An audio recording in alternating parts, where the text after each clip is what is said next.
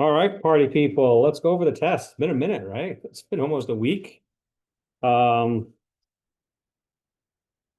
so let's go through it. The first problem, and I'll do the best I can to draw that.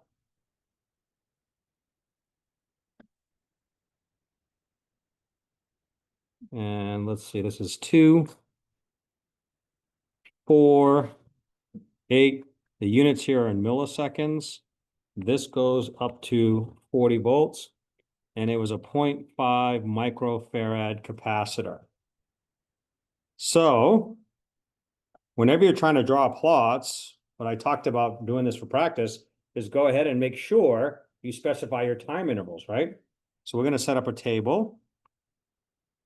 We'll start off with time. And we go from 0 to 2. And I'll just put milliseconds up here. From 2 to 4. And from 4 to 8. And anything greater than 8, right? So we know that this is the voltage. So it asked us to solve for current, power, and work, and all of those with respect to time. So you needed to have either an equation with, time in it or the variable t in it, or you had to do a plot, right? Because you can see how time varies. So we can't find power unless we know what the current is, because P equals V times I. So we're going to go ahead and write our equation down for C dV dt, right? That equals I.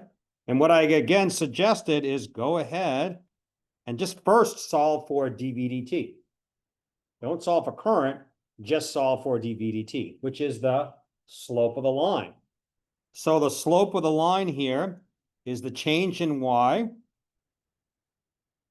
minus the change in x. And that one was, let's see, I had 20 volts per microsecond or millisecond. Over here, there's no slope from 0 to 4. Let me go ahead and make that a little neater here.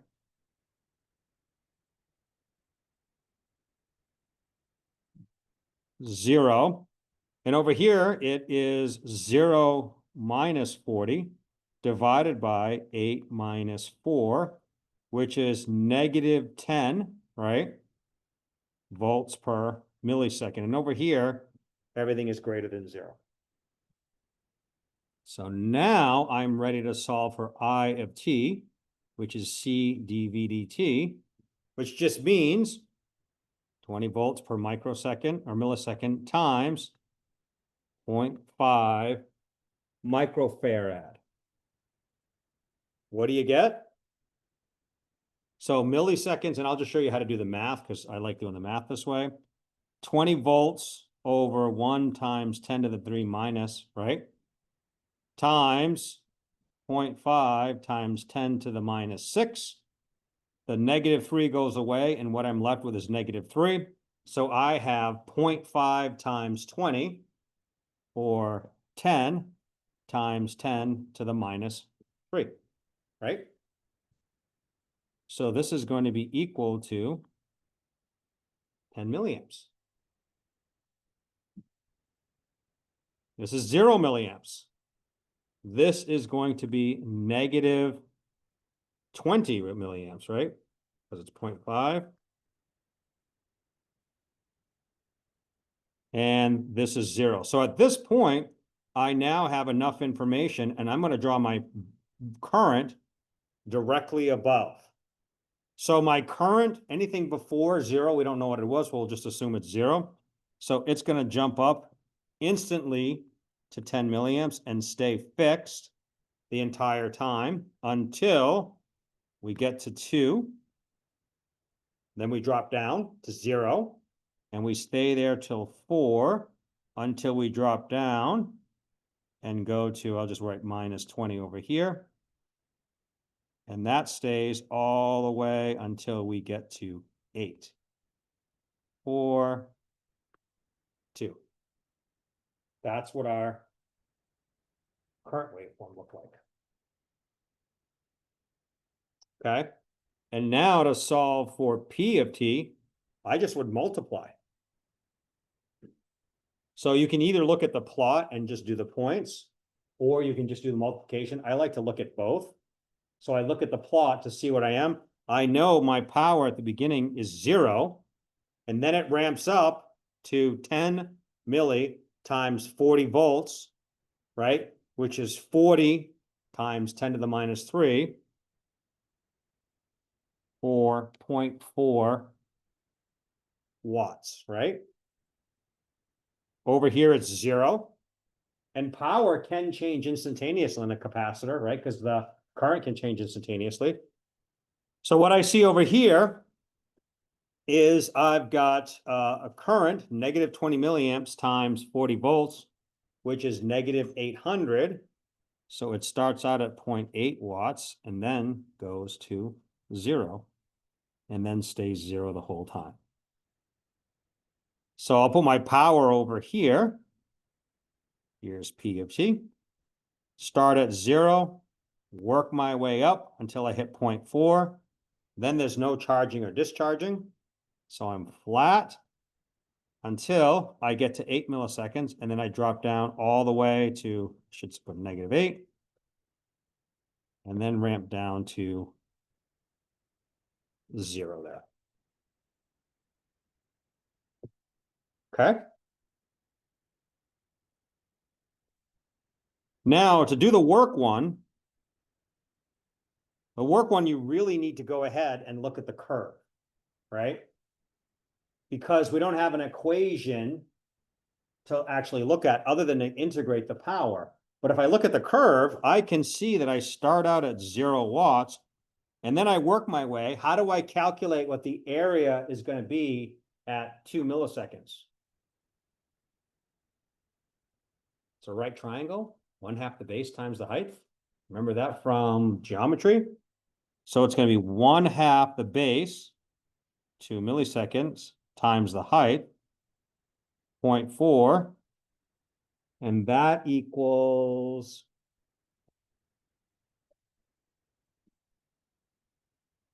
40 millijoules. Now, the thing about work is I can't instantaneously change my work, right? So this starts at 40 millijoules, and since I haven't discharged or charged anymore, I put my 40 millijoules. So this copies down right over here. Same thing for the next one. 40 millijoules, because I just copy it down because I can't instantaneously change.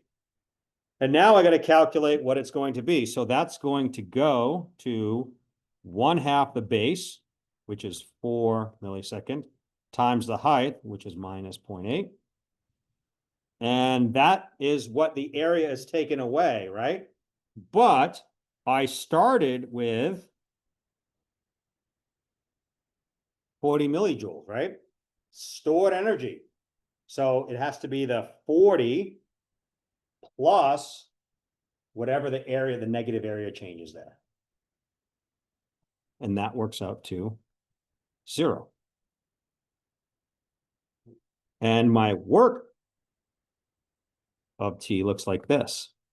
It ramps up like that, and it's exponential, right? Because I am adding very little area at the beginning, and then I'm adding a ton at the end, up until I get to 40 millijoules, not 0.4, but 40. I stay flat until I reach 4 milliseconds, right? And then I ramp down very quickly, and then it kind of feathers out until I get to 8 milliseconds, which means the capacitor has fully discharged. Is that what you would expect? Well, let's see. How much voltage is on the capacitor after 8 milliseconds?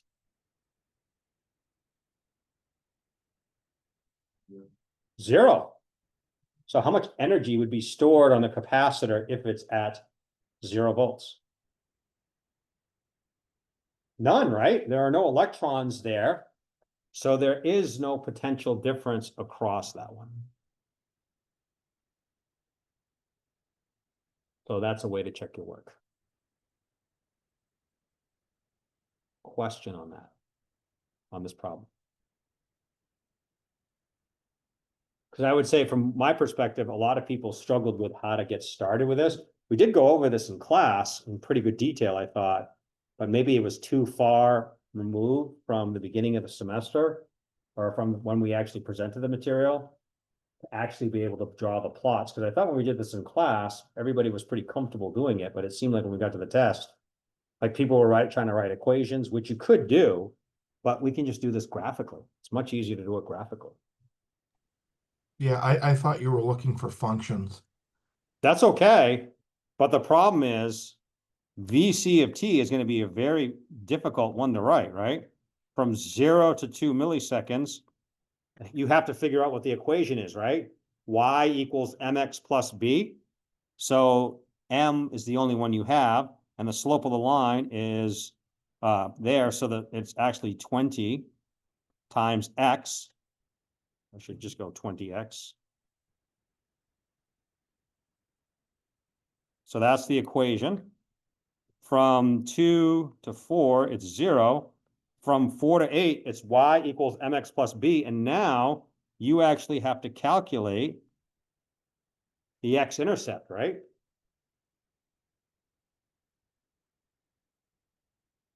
So I think the x-intercept with the 40 volts per millisecond. Oh, not 40, 10.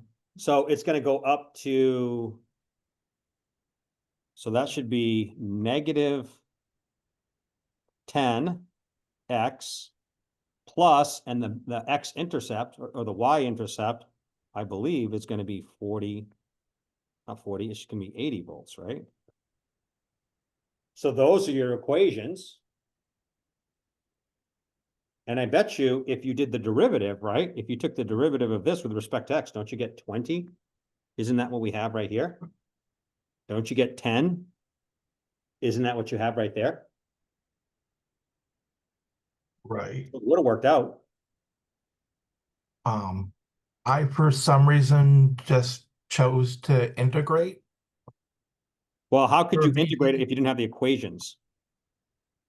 Hmm. You got to integrate an equation, right? Yeah, VT equals 1 over 0.5 F from, T naught to T times 10 milliamps of D tau plus the initial voltage. Well, that's okay. But again, you would have needed to put in there the actual equation to integrate, right? Yes. Did you get that? Did you have the equations? Because these are the equations right in this box, correct? Wait, hold on a second. Trying to look at you and the copy I had. Uh, well, I mean you're integrating. Let me look at my note card here. Yeah, so I equals C dVtt, then Yep. VT equals 1 over C of times the integral of T naught to T times I tau D tau plus the initial voltage. I understand that Yeah, perfectly. What I'm okay, saying is you still have to integrate an equation, right? right. So what equation did you actually integrate? Uh, the 10. The what? 10. It was just a constant that I integrated. But it wasn't just a constant, right? There were Okay, three different equations, correct? right. Well, I didn't integrate for the entire span. I did it, from, You did it by section or yes, yeah, row, yeah, I which, did it which, by section. which again is perfectly fine, but keep in mind that you have three different curves here, right? Yeah, So you would have to do three integrals. yes, And since I was looking for current, you didn't integrate, you took the derivative. That's what we did. We did exactly what Arthur is suggesting, except we took the derivative. But instead of actually writing these equations and saying, okay, I between 0 and 2 milliseconds is equal to C dV dt, which is equal to 0.5 mics times the derivative of 20x with respect to x, which is equal to 0.5 mics times 20. Isn't that what we have right there? Isn't that exactly the same thing? I'm not getting a lot of yeses. I just need to know, because if this is too hard a math, let me know.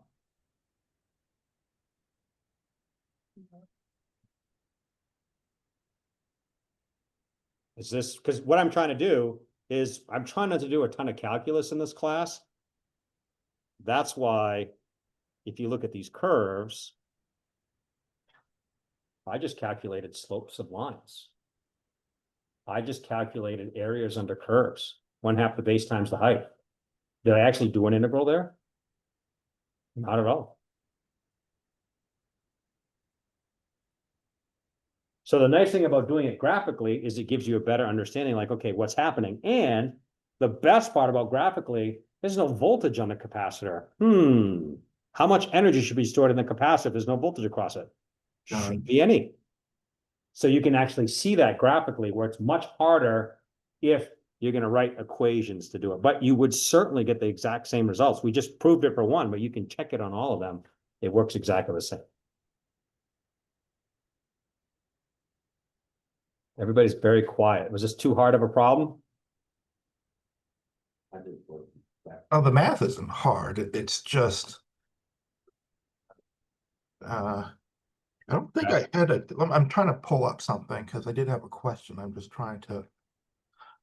Yeah, but if you do remember, right, it's probably a month ago now. That's the problem. But we did do this. And I think we did a bunch of them. We had one for homework, I believe. We had to do the curves. So I'm just trying to give you an understanding, like what's happening when we take derivatives and integrals and what's happening inside our circuit. It's just that in reality, our voltages don't look really super simple like that, right? Yeah. We don't have these nice slopes. So that's the other thing too, is let's just do it graphically. Yeah. You don't have exponentials, decaying exponentials, or non-decaying exponential. We just have straight lines. It's only when we get to our work is when we have more of an issue.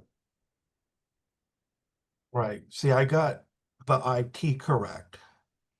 And so I'm guessing I must have gotten VT correct, but that wasn't part of the solution. Well, VT was given to you, wasn't it? Yeah.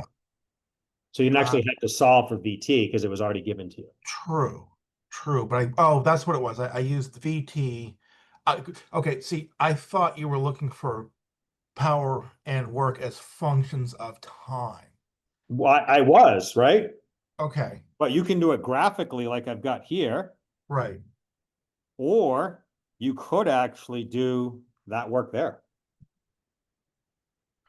Right. So I mean, If you would multiply this current right here, right, by that, correct? right. You would get that. If you And did it I on time believe by that time, right? Because you yes, have an X value in there. So right. what that's going to be, this we've already determined is equal to 10 milliamps. So P from 0 to 20 milliseconds, whoops, is going to be equal to 10 milliamps times 20x, or 0.02x. That's what we would get there. Is it 0.20x? 20, so that's 0.2, I think. Yeah, it was 200 microwatts, I think. Yeah, so I think, let's see, it's 20 volts per millisecond. Oh, yeah. So this is, I gotta be careful. This is, I think everything was in microamps and microwatts. this right here is 20x, but this is in milliseconds. So that's why you end up with 200x. Yeah. Right, we gotta be careful for the units there, that's all. Yeah. So I think the only part that I got wrong on, it wasn't real clear in the feedback I got, but I think the only part of that I got wrong was the work. And I'm not sure what exactly I did, but I expressed that as a function of time too, but okay, so it looks like I had it as 0 joules when there should have been work stored in it. I think that's what I got wrong there in the middle. Okay. But yeah, it works out the same thing. I just like Yeah. doing the graphs because it looks to me it's more intuitive. Yeah, It and then I makes got a sense. quadratic for the last section. You got a quadratic equation? I don't think so. Yeah, I did somehow. It So should just I not mean, be. I obviously messed something up on that last part. Okay. I think it was that, because there was a squared term and, it's the, yeah. Wait, Okay. I still have my note card, my 3x5. Yeah. And yeah, because that was like you have that B, it was the VT squared term, work equals 1/2 CV squared. Yeah, but why bother doing that? Sure. Why not just say that the work is the integral of P between 0 and 2 milliseconds, right? Yeah. Or dt or dx. So it's just Well, the when you're under the integral. gun, when you're under the gun with some of this stuff, that kind of goes out the window and you're relying on your notes and kind of autopiloting it, you know. That is true. Yeah. So That, I'm gonna stick with the formulas and what I have in front of me because I think I have a better chance of getting it right. yeah, but the problem with that, though, that does not give you work with respect to time, right? No. So you're looking for something with an equation. I So got a that's why you got to question. integrate 200x dx with respect for 0 to 200 milliseconds. So that you can see is equal to 100x squared evaluated between 0 and 2 milliseconds. That's all it was. That's the equation. Hey, Paul. Yes. So wouldn't a steeper change in voltage um equate to more current? Yeah, absolutely. So Why why do is we that? It's because a steeper change in voltage means you've got to charge the capacitor faster. So the higher the slope, the higher the voltage. Yes. why do we have 20 milliamps on the 4 to 8 milliseconds and to 0 to 2 milliseconds we only have 10 milliamps? Did I do that wrong? I think it's supposed to be 5 milliamps from 4 to Oh, 5. 8. Yes, not 50. It's 5. Sorry about that. I did this incorrectly. It's not 20. It's 5 milliamps. Yes. So Okay. it's 0.5 times 10, not 40. Yeah. So it's Sorry about negative that. 5 microamps. Yeah. Yep. So this right here becomes 5 milli or minus 5 milli.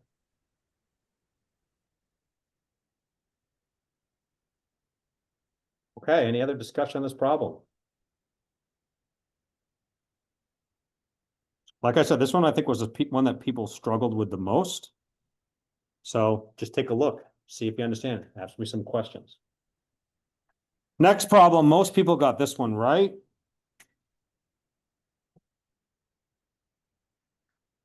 I'll call that C1, C2, and C3. So C equivalent is equal to C1 in parallel with C2 plus C3. You can plug in the values you want. That one was pretty straightforward. Any questions on that? All right, next problem.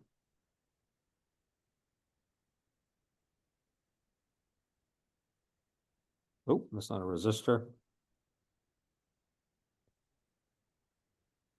That's 1/8 farad. Switch closes at T equals 0. And we've got 5 ohm resistor here.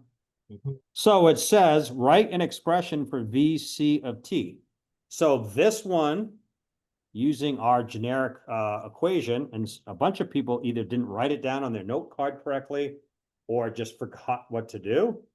But it's VC of infinity plus VC of 0 plus minus VC of infinity e to the minus t over tau. I got to solve for 3 things, right? So let's go ahead and draw my VC of 0 minus circuit because we got to figure out the initial condition for the capacitor. And what I see is a capacitor that has open circuited, right? To achieve steady state. So doesn't that equal 25 volts? Yes, it does. Which, because a voltage in a capacitor can't change instantaneously, is also equal to VC of 0 plus. Right? They're the same. Now we'll go ahead and draw our VC of infinity circuit.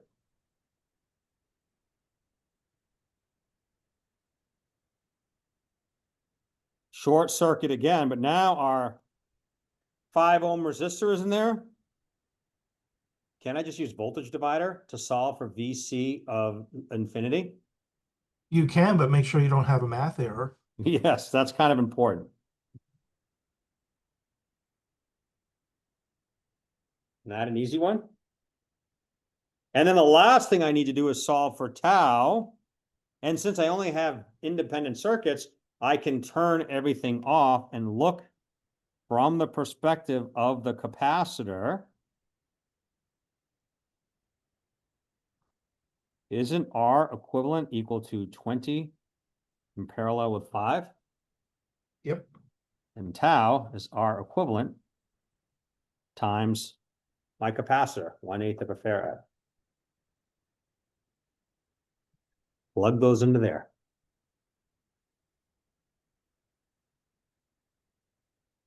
What you're going to end up with is something that looks like 5 plus 20 e to the minus t over R equivalent times C.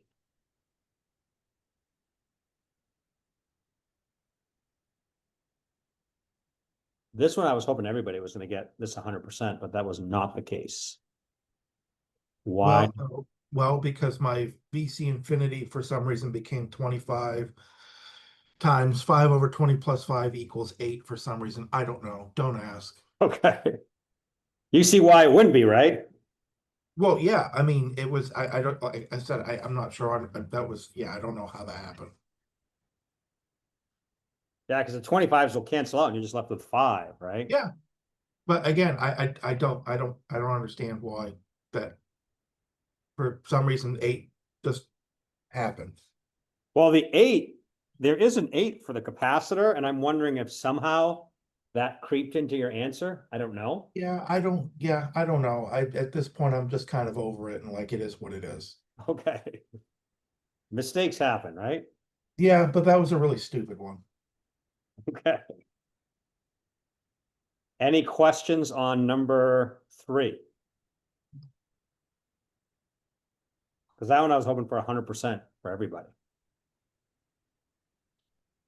Is that a hard problem, easy problem, in the middle? No, I thought it was, pretty straightforward, except for, well, yeah, like I said, Okay. we have the wrong steady state value. Yeah, and what I was hoping for when people are going to do the answer is just lay the circuits out like that. Find me the VC of 0 minus, find the VC of infinity circuit, and then draw the circuit to get tau. And then it kind of screams at you what the answers are, right? I think. Kind of smacks you in the face saying, here I am, this is my answer, this is my answer. So that's what I was hoping for. You don't agree, Drew, or? No, I agree. Okay. Was it, seriously, was it a hard problem or everybody's not sure? Is that why? No, it really wasn't a hard problem. But what were the struggles on this one then? You know? Delusional? But you go back to the basics, right? We know in steady state that capacitor's open. Doesn't it make it so much simpler? I'm just going to show an open circuit. Like even the initial condition circuit, it screams at you what the value is, right? But a lot of people struggled even to give me the initial condition circuit or value, I should say. And I'm not sure why. It's hard to tell. I don't know if it's a misunderstanding or not sure how to do the approach, but we probably did 30 of these problems. So I don't know if we need to do more homework problems on this because you got to balance, right? I can hit you with hundreds of homework problems, but then all your other classes would suffer because you wouldn't get any of this material. More practice isn't a bad idea, but it's up to Well, you. there's a difference. Practice you can do on your own. Homework means you have to do it. Yeah. And that means you have to turn it in to get credit. And so that becomes a harder thing. If I expect you to turn it in, then it becomes, whoa, boy, now I actually have to do the work. So the hope is that you actually practice these problems or come up with problems on your own. I do enough to get you going and get you started and understand the topics. If you feel like you need more, then that's when you either come see me or look at the Show-'em Outline series. That type of stuff is usually pretty helpful. Move on to number 4. So number 4 was our first Laplace. So it's t over s cubed Oh, plus 8s squared plus 16. First thing I'm going to do is look for my roots, right? Because I want to do partial fraction expansion and make it match the table. This is s, sorry about that. Quadratic equation. So b squared minus 4ac, so 4 times 16 is? 64. So that's -8 plus or minus 0 over 2, which is -4 and -4, right? I've got 2 roots at -4. So what this becomes is s over s plus 4 squared, which means I've got to do partial fraction expansion. And since I have repeating roots, I've got to go ahead and solve for all those. A is equal to 2 over s plus 4 squared, evaluated s equals 0. B is equal to 2 over s, evaluated s equals -4. Come on, move up. And C is equal to the derivative of 2 over s with respect to s, evaluated at s equals -4. So I got to do the quotient rule, derivative of the numerator times the denominator is 0 because the derivative of a constant is 2, minus the numerator times the derivative of the denominator, which is just 1, all over the denominator squared, evaluated at s equals -4. So that's -2 over s squared. And that's going to be -2 over 4. So I have -1/8. So then you just have to fill in the terms. This becomes a in the time domain plus b times t e to the -4t minus 1/8 e to the -4t. You can just solve for a and b for practice. Again, another one I was hoping everybody was going to do pretty well on. Questions on 4? No, other than I think I got it right, but I didn't because I didn't see the cube part for some reason. The cubed? Yeah, I thought it was The s cubed? quadratic. Yeah, I thought it was just s squared, 8s. Oh, Yeah. you didn't see it. I didn't see the cube part. I totally blindly missed that. So I just treated it like it was one quadratic. So your problem, your sheet doesn't say s cubed plus 8s squared plus 16s? That's what I thought it said. I think he just missed it. He just didn't, I almost did the same thing. But it had s cubed. Yeah, but just ignored it and just treated it like it was s squared plus 8s plus 6. Yeah. Oh, Exactly. would have had to cancel or ignore 2 other terms, right? There wasn't an s cubed, it was s squared. The s squared was an s to the 1, and there was no s term too. So you had to ignore 3 things, correct? Yeah. Okay, Don't ask. I got you. Okay, thank you. It just happened. Okay. Okay, fair enough. Well, Yes. so for C and the other way besides the derivative. Yeah, you can solve for C. Once you know A and B, you can plug in any value you want and solve for C. Yep. Do you mind demonstrating Demonstrating what to solve? how to get one to solve for you? Okay, so once I have A and B, well, let's just go ahead and solve for it. How's that? That way we'll know what they are for actual numbers. So you can see that this is 2 over 16, which is 1/8. And this here is minus 1/2. So I have S over S times S plus 4 equals Where? squared 1/8 times 1 over S plus or minus Oh, over 1 plus S plus 4 squared minus 1/8 times 1 over S plus 4, right? But I don't know that it's 1/8, so I'm going to put it as C, okay? mhm. So let's call that C. So now what I'm going to do is I'm going to put it all back under a common denominator and see what I end up with. So that equals 1/8 times, let's see, I've got S plus 4 cubed, all right? And then I have minus 1/2 times S times S plus 4. And then I have minus C times S plus 4 squared. And that is all over S times S plus 4 squared. All right, actually, let's make it even easier. I'll make it one step easier. It's an easier way to do it.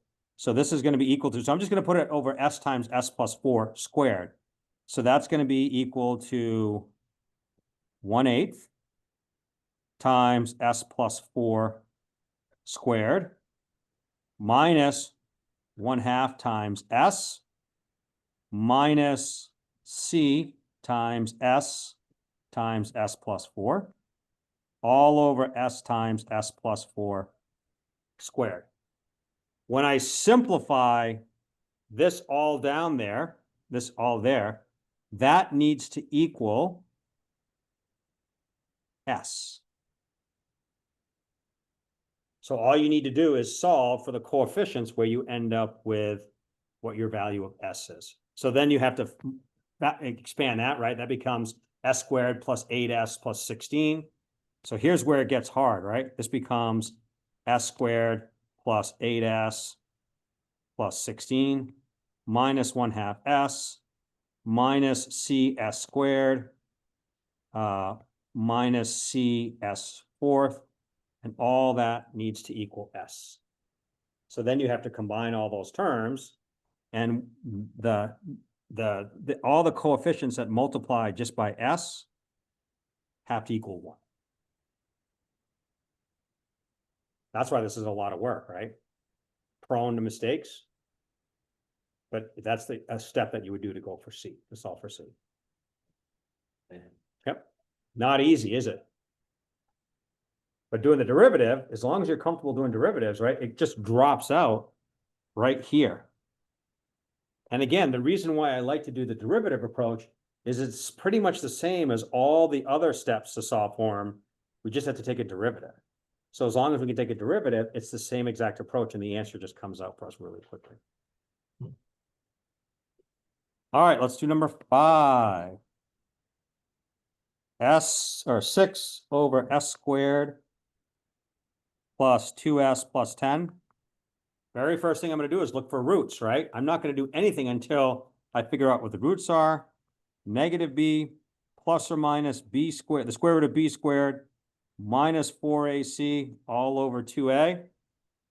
Negative 2 plus or minus 6J or I, right? Either one. Negative 1 plus or minus 3J. So what I end up with is S plus 1 squared plus 3 squared, right? Yep. If you look in your Laplace table, It does fit. it does fit close.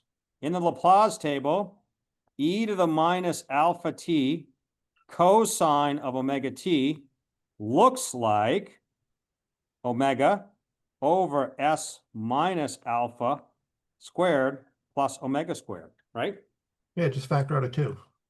Yeah, so what I need it to look like is 3 over s plus 1 squared plus 3 squared.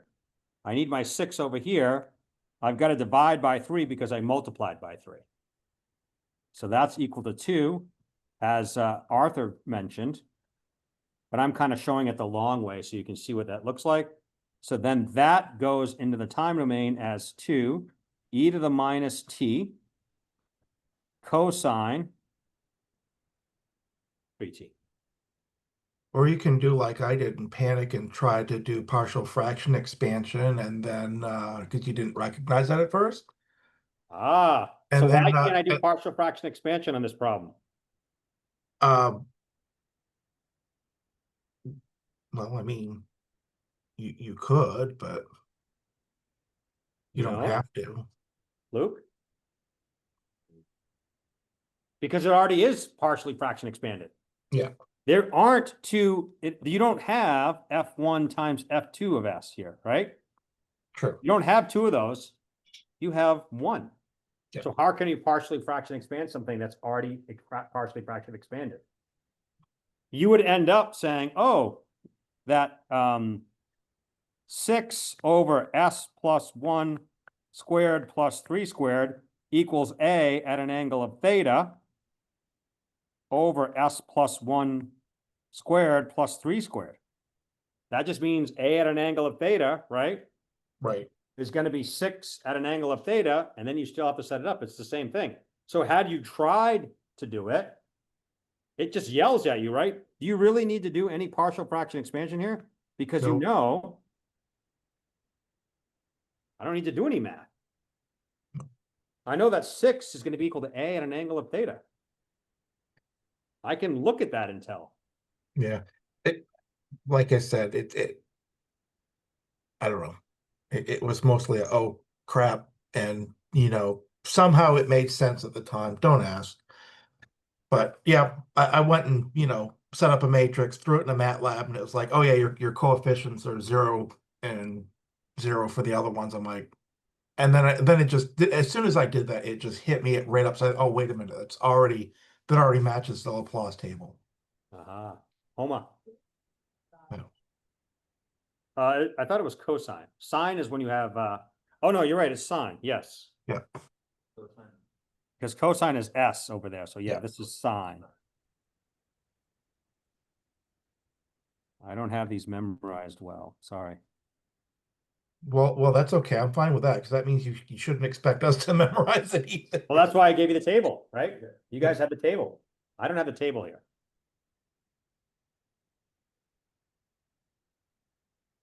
But yes, you could have partially fraction expanded it, but why bother? It already is partially fraction expanded, right? It's already down to the base. There's nothing else you need to do. Any questions or discussions on number 5? Because we talked about it a lot. That was part of our process, right? Check to see if I even need to do partial fraction expansion. But I think there's just an itching to be like, no, I must do partial fraction expansion or else I'm doing it wrong. I'm sure of it. It's Yep, pretty much. yeah. But you aren't, right? You're just making it look like the table. It's the whole reason why we do PFE. All right, move on to the last problem.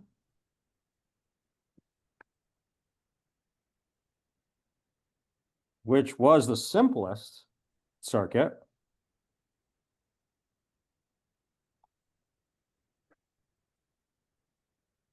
And I asked for IL.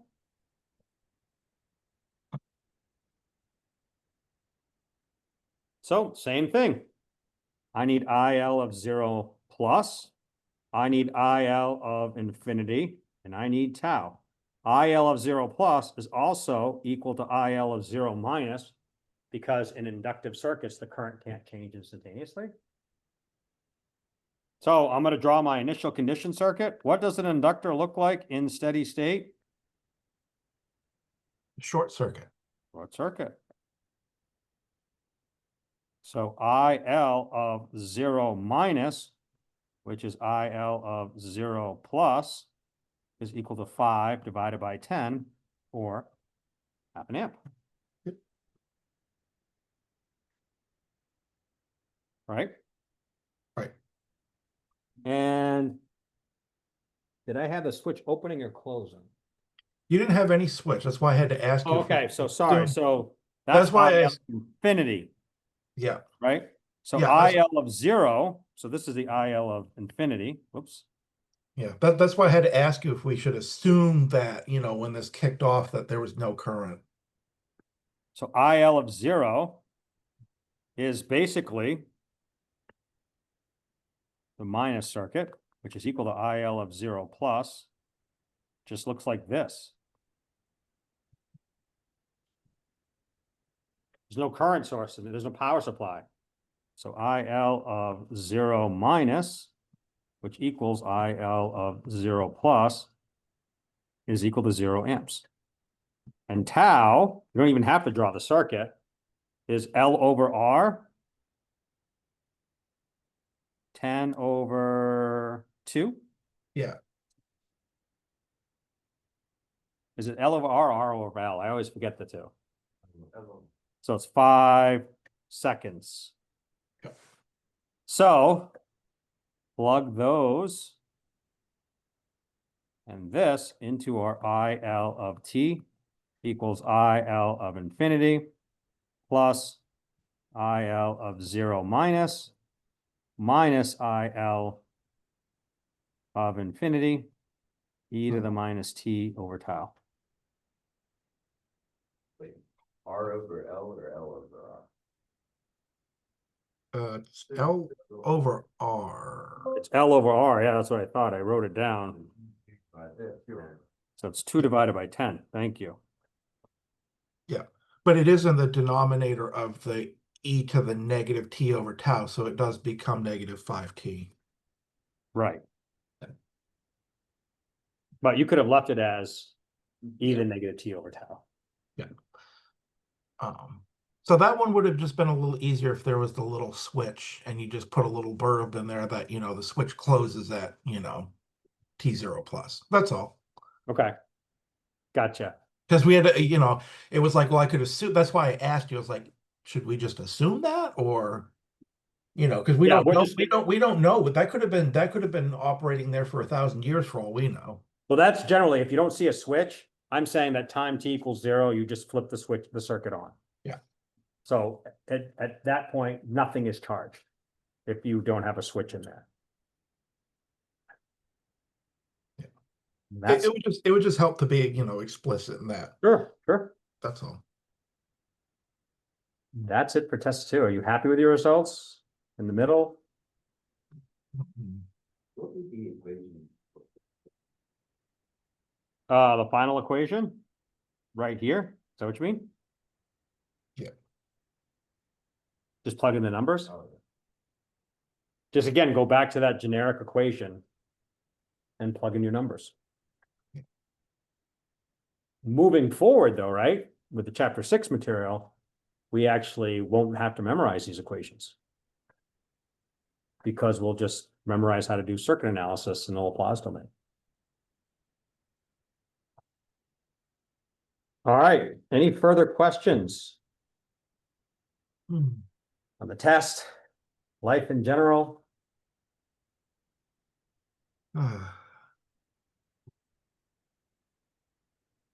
What's your favorite food at Thanksgiving?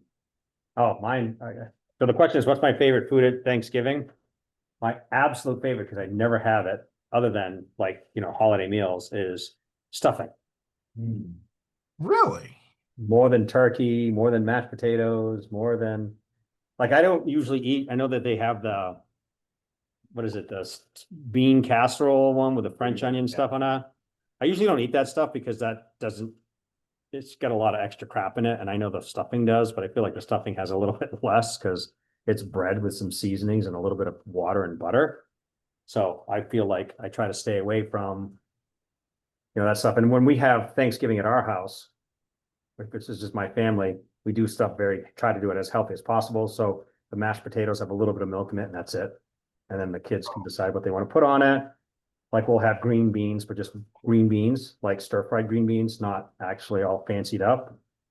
My wife likes to have cranberry sauce, so sometimes she makes it from cranberries. most of the time she doesn't, but it's bitter, like actual cranberries. It's not cranberry jelly, it's cranberry sauce, but like no sugar added. So it's really got a tart flavor. Yikes. And yeah, we'll make bread. Like I'll try to make homemade bread and then I just like stuffing. That's my, but I don't put a lot of stuff on the turkey and stuff like that. As much as I can, I try to live, I know I don't look like it, but I try to have a somewhat simple and clean lifestyle with what I put in my body. And well, I just drink water, right? My I kids, got I have to have my morning coffee. I can't do just water only. it's just something you get used to.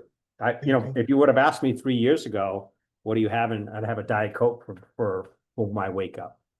But in the new year, I'm like, well, this is not good for me. I just stopped drinking soda and I just said, I'm just not drinking anything but water. Because all the other stuff you drink, juice, our bodies don't really need it. Sure, they taste really good, but just, trying to accept like, hey, just simplify things. Yeah. And the dentist never complains because when you drink a lot of water, you don't have a lot of cavities because you're always washing down whatever stuff is there. So it works out pretty well. But yeah, that's my favorite. But so your all's favorite? Green bean casserole. Green bean casserole. You like that That's one of, crunchy? yeah, I agree. That's one of my favorites, the green bean casserole. I like to zhuzh up my stuffing with celery and onions. Yeah, I'm okay with that too. I definitely like adding some healthy options in there, but Well, I mean, they are sauteed in butter first, so I don't know if that's.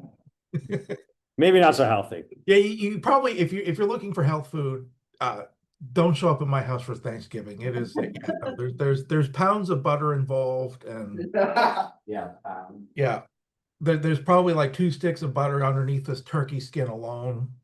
To make it crisp up and Yeah, and I agree because turkey can be pretty dry, and so usually what I do for if I'm going to have turkey, I usually will take some of the because there's so much of the not gravy, but so much when you cook the turkey, there's just juice everywhere. So yeah, I use that to kind of lubricate it. And I know there's a little bit of fat in that, but I'm like, hey, Yep. it's got the least. But yeah, we don't put a lot of stuff on it. So yeah. And then I have the big injector, so the juice gets injected into it periodically during cooking. Basting, yeah. Yeah. So he's a gourmet. Yeah, mine's pretty Yeah. simple. Yeah, and anybody that's seen me would know that. Oh, okay, fair enough. Yeah. But also some people like ham, right, for Thanksgiving. I've seen people. Well, ham is this week. This week is ham week. Why is that? Is it on special or something like Yeah. that? Or- Yeah, it was on sale. Oh, okay. And it's something that you can buy and it lasts the week. But see, for my house too, because we're so busy, even during things. Actually, we're not going to be here for Thanksgiving because my wife's family is down in the North South Carolina area, so we won't be here. And speaking of which, you guys get the Tuesday. I'll give you a recorded class, so you can actually leave early on break because I have to be down there. I'll be in. Look, I would actually love to do a live class, but I kind of have to go. This is the first time I've ever done that, is leave over for a holiday thing without actually being scheduled. So I feel really guilt-ridden about it. But my wife begged and pleaded for me to do it. But normally, it's like last time my wife was busy and I was just like literally I had to go to Newburgh, pick up one kid at school, race him to Newburgh, race back after his basketball practice, then take the other kid to Parks and Rec, race back with the other kid, and then just make dinner, and then go get the other kid when he was done, and then make him dinner, and then it's like get ready for bed. I mean, that's pretty much. So we don't have a lot of time to do fancy meals. My kids really like hamburgers. So, and you could say that's not great, but we just use 100% beef, slice of cheese, pickles. We always give them a vegetable on the side, and like takes 10 minutes, and it's like pretty split. So. Do you use a lot of frozen veg? I like frozen veg. I do frozen veg, yeah, because we never know how much we're going to eat. But I don't do it on a grill. We just do it on our stove. Yeah.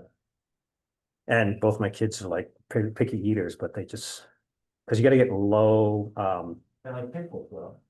They love pickles. Yeah, ketchup. A lot of pickles. No, my kids like salt, pepper. One kid likes cheese. One likes it plain, and then ketchup. But they don't want anything on their vegetables. So it's like we don't put any salt or anything. It's just whatever vegetable. It's just they eat it raw. Well, won't eat it, but it's not with anything on it. So Gotcha. I'm gonna try to teach them good habits. So No cheese. that's my youngest. He probably would like. No, my youngest actually has milk all the time, but he just doesn't want cheese on his burger, I guess. So Ain't nothing wrong with that. yeah. All right, I'm totally boring you, but again, always up the test. I give you the class off, even though you had a class off on Tuesday, unless you want me to pound new material. Are you sure? Yeah, Ready to rock? yeah. The only other question I have is, are you feeling magnanimous? Oh my Like that? God. Jesus, can't I talk today? No, nope, I can't. Never mind. Okay. All right. Well, with that being said, have a great day, y'all. Great weekend. You do have lab tomorrow, Yep. but I will see you all next week. Take care, everyone. All Thank right. you, Paul. Thanks a lot.